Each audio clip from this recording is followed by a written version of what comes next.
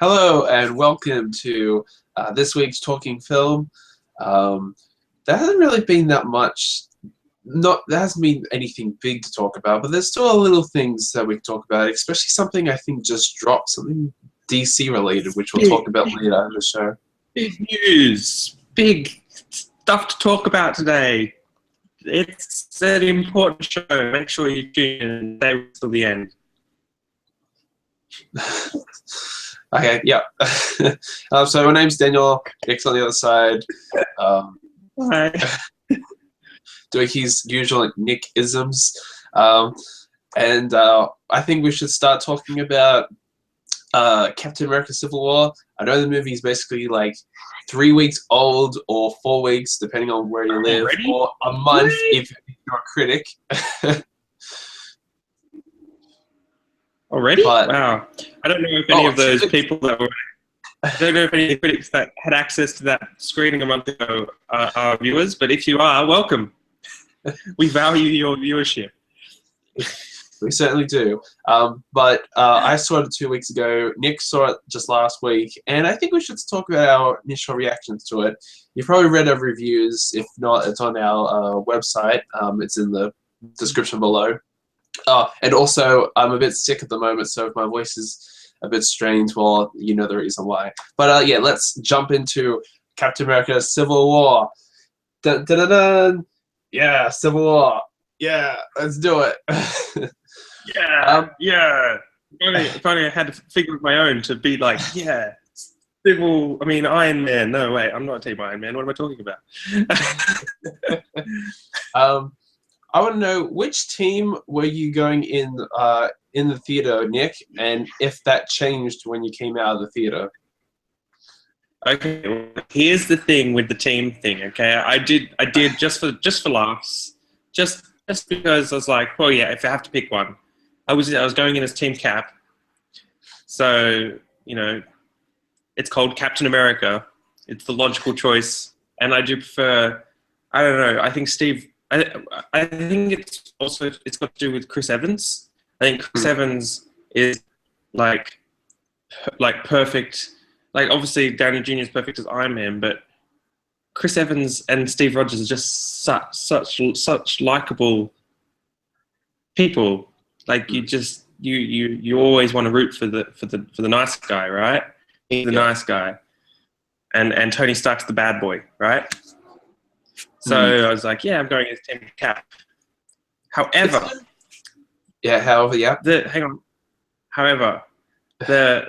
this whole team thing is not the point of the movie at all. Like, this is not what the movie's about. It does not. It does not dwell on who's right and who's wrong. It just presents the different perspectives of each character, and it fits organically in the movie. And it really does handle its storytelling with deftness and character as well. And I don't think that at any point does anybody like jump on a team because I'm like, I'm such a fan of Iron Man, so I have to be like such a fan of Cap. Nobody jumps sides for stupid reasons. Basically, everybody does it for a personal character-based reason. And so really the whole team thing is like relevant in one scene, but not ideologically. Only in an action scene, which, okay, it's in the trailers, so it's the action scene where they all fight. Yeah. And there's definitely two teams, but only, I believe, in action terms, if that makes sense. Yeah, that makes sense. Yeah, it's good. Yeah. Even though I think Spider-Man just jumped ship to whoever made him an awesome suit. That's true, but he's a teenager. I was going to say something about jumping teams. Yeah, I don't think they really showcase who's right or wrong, really. Exactly. I think both have their own they both have their own opinions on why they're on that side and why they're fighting for. It's not. Yeah, definitely. Although I would say that Tony Stark unlike Age of Ultron, where there was sort of positioning was sort of a villain-ish for creating Ultron, this movie is sort of portraying like the nice-hearted Stark, because he feels guilty of what happened in Sokovia. Yeah, this is definitely a softer Stark than we've ever seen. It's a more grounded Stark, more realistic, with different shades of his character than we've ever seen before. Because normally, even in the Iron Man movies, he's normally all ego, and he's all, look, I'm the greatest. I'm rich. I'm a playboy. Look, I'm just, don't mess with me. But even in Age of Ultron, he was more.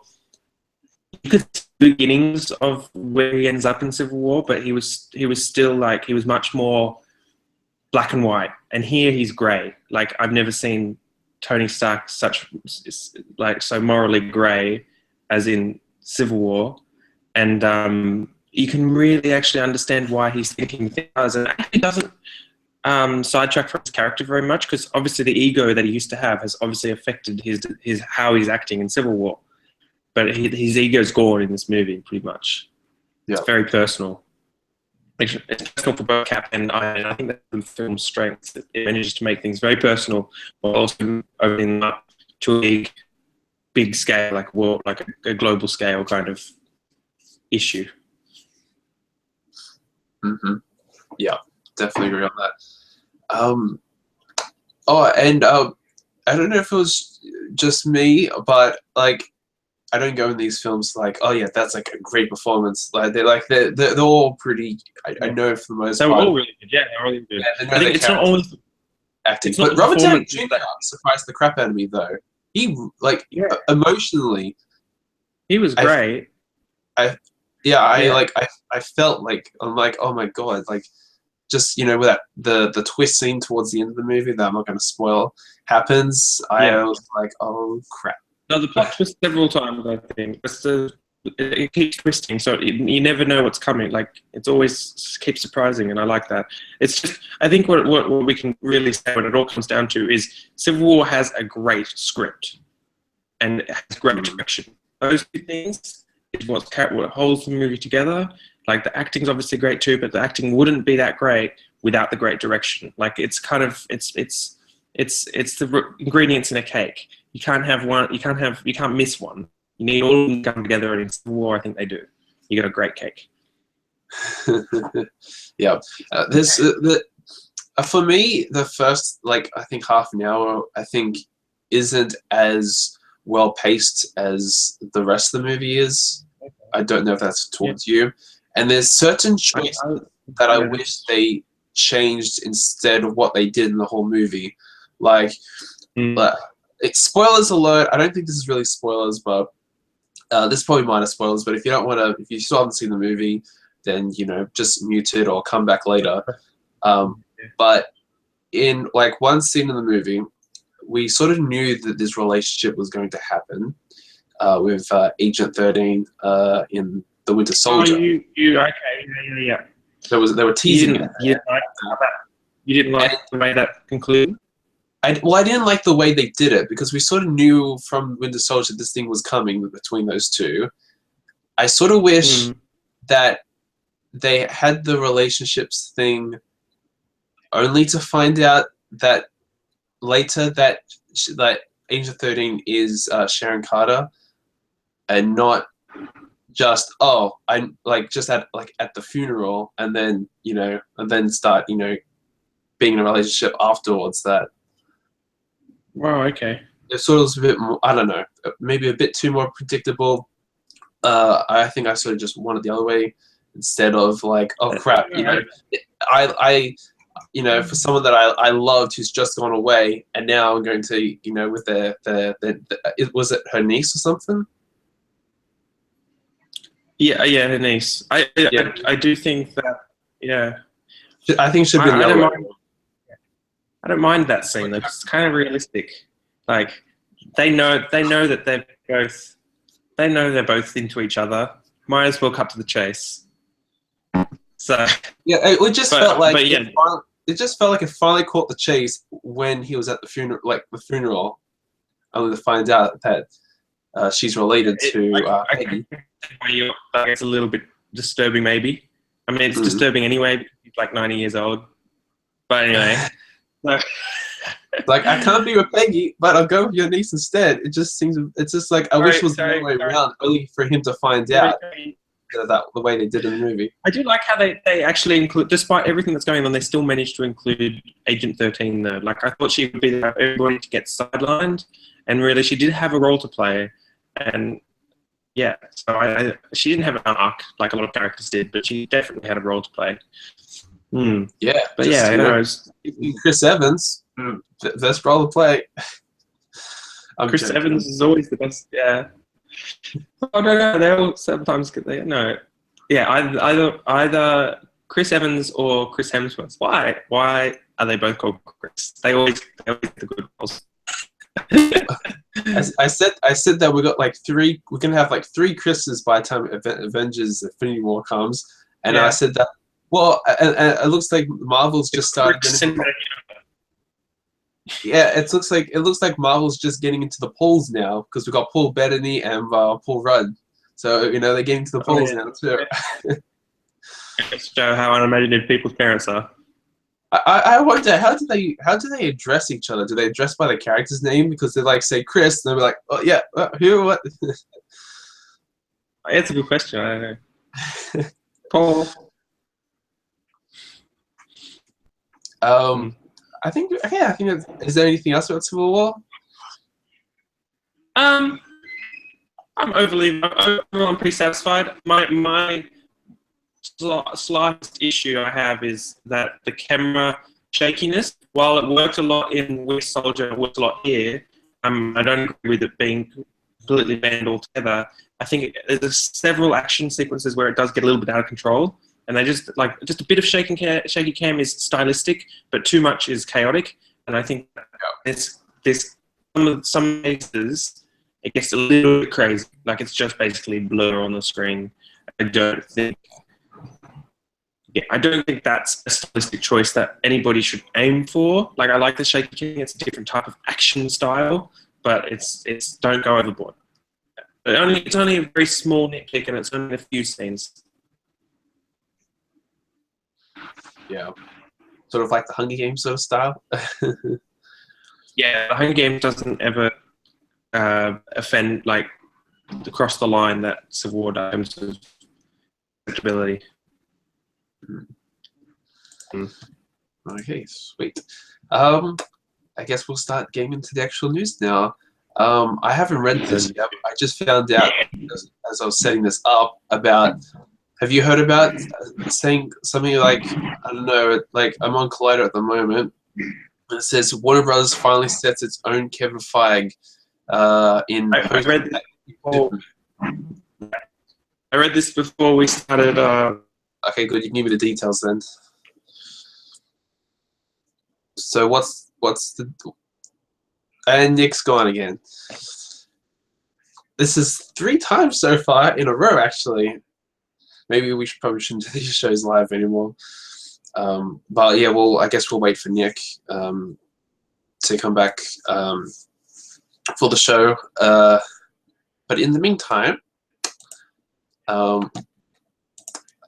think I'll just talk more about Civil War until Nick comes back, because I haven't read the story and I don't want to go into a different story. It'll just confuse Nick when he comes back, and it'll probably confuse the audience as well.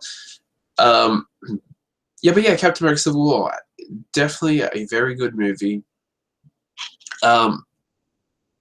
Probably the 4th best MCU movie so far, in my opinion.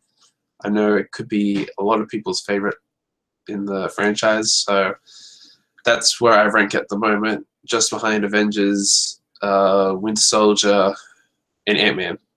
Ant-Man, I think, is really underappreciated. I think that movie is a solid comedy heist film. That Paul Rudd does an amazing job in the movie. And yeah, talking about characters, Paul Rudd is like one of the best characters in Civil War. Like his scenes are so hilarious. I think like Spider-Man and Ant-Man are like like they battle between number one, number two. For me, they're like so close towards one another that they completely steal the show when they're in the airport scene together, and I do a great job at using their characters for each specific scene. Like the airport scene, I heard that they use like toys or something like that to like set where the shots are going to be, and who's going to have the screen time for that little moment in the scene. And yeah, they did a really good job at using everybody for that scene to their fullest potential, for sure. With some of the surprises that Ant-Man pulls, it was just a lot of fun, and I haven't had that fun since probably the Avengers. I think like the very first movie. I don't think I really had that much fun watching like a superhero comic book movie. I definitely didn't have that with Batman v Superman as much as I wanted to. But although Batman v Superman, I didn't really like that movie, but like I know it's a movie that differs different opinions. But I like say what you want about that movie. Like some of the scenes are really great. Batman v Superman, the opening scene for Batman's origin story was actually so well directed and well shot. I'm like, well, if this is the way it's going to be, I'm like, why is that 27% on Rotten Tomatoes? But the movie was just too much in the bag. It was just overstuffed. Wasn't a good balance. Characters got side tracked and underutilized, like Wonder Woman. But yeah, not bad. Batman v Superman. But yeah, Captain America: Civil War. It was definitely the best Marvel film, in my fourth best Marvel movie, in my opinion, so far in the franchise, which has hit $10 billion now at the box office. The very first franchise to ever hit $10 billion at the box office. And they've only had 13 films, so it's just amazing that they've hit that number with that amount of movies under the belt. I mean, it's already done more than James Bond, which has had 23 films so far. But yeah, that's one of the top 10 biggest box office grosses franchises of all time. Still waiting for Nick whenever he's coming back. He's been trying to get back in, but I think he's having more troubles with Wi-Fi. I think I might just go into the news then and wait for Nick. But yeah, from what from what I'm reading about Batman v Superman. Hello. Hello? Hi. You're back? Hi. I don't know why this is back. Yeah. I don't know why. There's always something. It's different every week, but every time. But there's always a different problem, and I keep getting anyway. Technical difficulties. Yeah, catch me up on what we were talking about. Well, I don't know the story we were talking about when you went, so I was just been talking about Civil War for the past 5 minutes. So. Okay. Well, the story is basically they've appointed Kevin Feige, but two people in charge of the DC Comics universe. Okay. So, yeah, hang on, I can get back on. But Kevin Feige doesn't have two people. It's only just him running the ship. Yeah. Oh, wait. With me.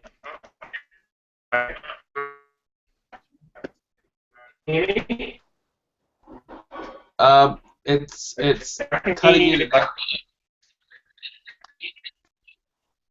Okay. Technical difficulties. Gotta love it.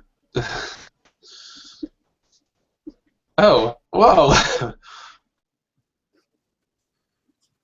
You've got it on Can you mute. hear me? Yeah, I can hear you now.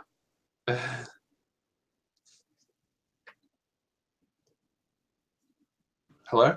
All right, yeah, I'm here. Cool. Good? I can't see you though. That's the problem. It's a bit weird. Okay. Oh, well, I'm on camera, so I can see myself. Right. Okay. these technical difficulties have to end. We didn't have any technical difficulties last year. I don't know what the go is. All right. I know we've had it like 3 times in a row now. Yeah. Oh well. Oh, we're back. Okay, let's continue. Where were we? You're going to tell me yeah. about the DC shakeup. Yeah, it's not really. Well, It's kind of a shakeup. It's Warner Brothers, more of a Warner Brothers shakeup. They've decided that Batman vs Superman was disappointing, and like in terms of its gross and its reception, and so they've appointed their own Kevin Feige's. There's 2 of them in charge of their DC Comics division, and then they've also appointed people, some woman, some director or someone in charge of the Lego Movie franchise and the Harry Potter the Fantastic Beasts franchise. So there's someone in charge of them, someone in charge of... Maybe J.K. Rowling. No, well, J.K. Rowling wouldn't be in charge of the Lego Movie. That wouldn't make much sense. But no, I meant for the Fantastic... Yeah, I know, but they've got one person in charge of both the Lego Movie franchise and the Fantastic Beasts. They're overseeing both of them. I want a Lego... Which doesn't make much sense, but anyway. Warner Brothers, give me a Lego... Well, then they've got 2... Oh my gosh. That could so happen. No. 2... Yeah. But there's 2 people in charge of DC and there's 1 person in charge of the other ones. And then there's another person in charge of like the live action, just the comedies and stuff. Warner Brothers, the smaller films, but still hopefully successful films. I thought Warner Brothers was putting all their eggs into blockbuster films now. I have no idea. The company seems to be a bit of a mess at the moment. Although, I don't know if this is good or bad news. This is like, it makes me nervous towards Suicide Squad, and even more so with Wonder Woman. And it makes me even more nervous what's going to happen post Wonder Woman, since this won't go into effect until after there's been, Suicide Squad to the theaters now, and Wonder Woman's just wrapped up production. Yeah, well, I don't know. I think that it will be interesting because I feel like they've already screwed it up. It's too late. If Wonder Woman is bad, then because they can't change that now, and Suicide Squad, although I doubt it will be bad, they can't change that. So I don't think Wonder Woman will be bad because I blame the failure of the beginning of the DC cinematic universe on one person. And that person is the director. That person is not a very good director, and he shall not be named. I don't think anybody will understand, will ever know who I'm talking about. He's a certain director who is just not very good at directing, and he should not be in charge of a universe. And hopefully this will give him less power. The Michael Bay of superhero movies. Yeah. Oh yeah. That's right. I forgot about Justice League Part 1. Yeah, that's something you can't stop now. Yeah. Gosh, I almost wish Michael Bay was directing that.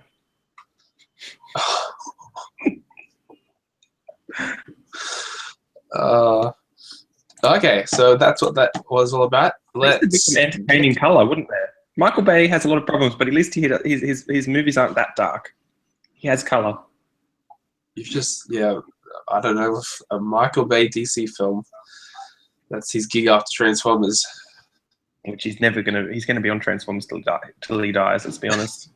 He signed a contract, an oath. He signed his will away to Hasbro.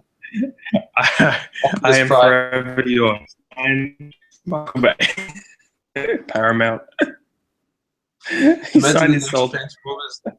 Imagine the next Transformers movie, since at the end of Age of Extinction, is like Optimus Prime. I will find my creators. Maybe you'll find Michael Bay in office. Is this on your news list, by the way? The Transformers. That's what I was going to talk about next. Let's talk about so cool. We can link into it. Awesome. Look at that segue. The Last Night is the next movie, and that's as in night as in K with a K, not night as in dark. Oh yeah, wait. Yeah, like Knight in Shining Armor. Yep. Yeah, The Round Table Knights. Yeah, that's the one we're talking yeah. about. Not as in Yeah. darkness, scary owls. Yeah. Yeah, no. Well, that was interesting to talk about. Next one. That's pretty much it.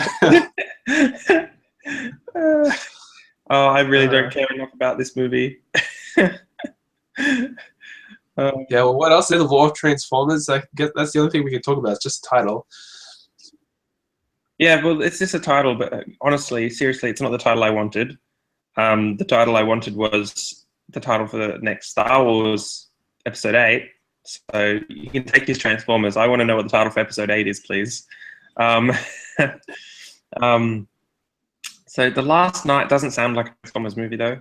It does not sound like a Transformers movie. That's my only observation, is that it's a very strange title. It seems a bit weird from all the titles we've had so far. Revenge of the Fallen, Dark Side of the Moon. It's like your April Fool's title for Star Wars. What was that one? Yeah, that's gonna be it. The Lost Daughter. It's gonna happen, people. The Lost Daughter. That does not sound like a Star Wars title. But then, if you'd said the next Transformers movie is The Last Night, I would have been like, oh. Here's the thing. The Phantom Menace doesn't really sound like much of a Star Wars title to begin with, anyway. No, it doesn't. That's true. Like, it's really, they've either got to have the word Empire, like Empire Strikes Back, or, you know, Sith or Jedi. Yeah. Yeah. Gotta have something like that in there. Force Awakens. It's got to have something to do with Star Wars in the title, doesn't it? Really. Yeah. Attack of the Clones, Vengeance. Yeah. Yeah. The next one's New Hope. Can we round it down to what the next one's going to be? Then it's going to be like. What happened?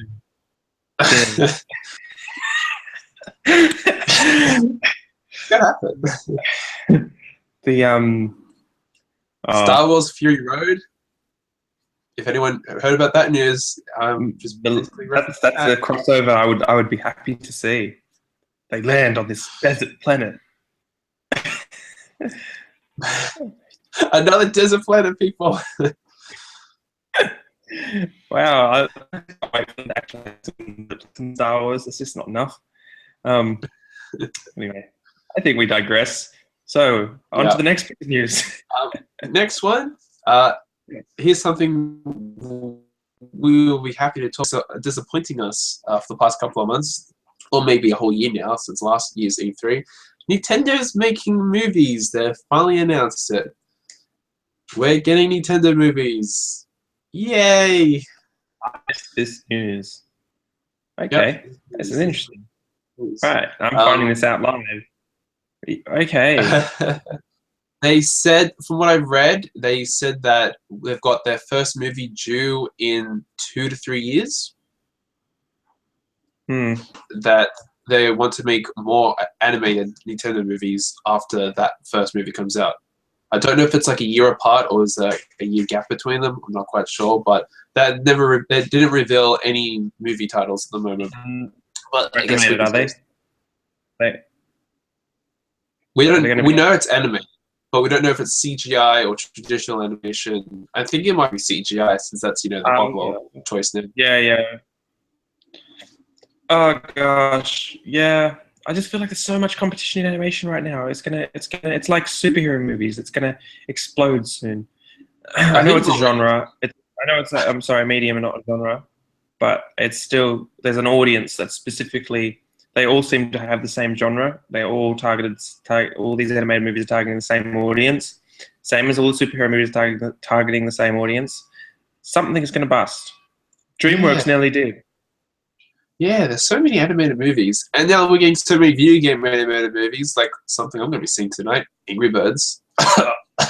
But, jealous. I think this is a good move. I think Nintendo needs to make movies because I'm disappointed in the video game lineup now. I think it's a little bit desperation. I think it's a little bit too late. Like I feel like Nintendo's on its last legs. I hate to say, and I feel like this movie thing is them moving away from video games and moving more towards other, because their video game business is not going well. No. And the NX needs to save it or it's gone. It's doomed. Anyway, that's a discussion for video games, not movies. I even think people keep saying the Wii U is a failure. That's why I'm not putting in more software titles. If you look at some of the games, Splatoon, Super Mario Maker, they went gangbusters on the Wii U, and like most users who own the Wii U have them. It's at the moment it just feels like Nintendo's just too lazy to not even put any more software title for this console. What I've heard recently, Pokken Tournament has outsold Street Fighter V in retail, and that was a PlayStation 4 exclusive that has a much bigger user base. So the Wii U software we could talk all day about the game industry at the moment, but I mean, purely from a film standpoint, this movie news, look, they could be good, and it's kind of what everybody's always wanted, and every Nintendo fans always ever wanted, is these movies. But I just see it as a desperate measure. I don't see it as it's not coming at the right time for me. That's all. Maybe they'll be good, but they're not gonna have any more anticipation for me than Pixar or Disney. I'll probably anticipate for them. I'd be more excited for the movie lineup now. I'm more excited for movies than games anymore. Like games, I'm basically nearly done. Well, that's probably why. Yeah, I want my Super Mario movie, but done right this time. No more singing Toad as a Goomba.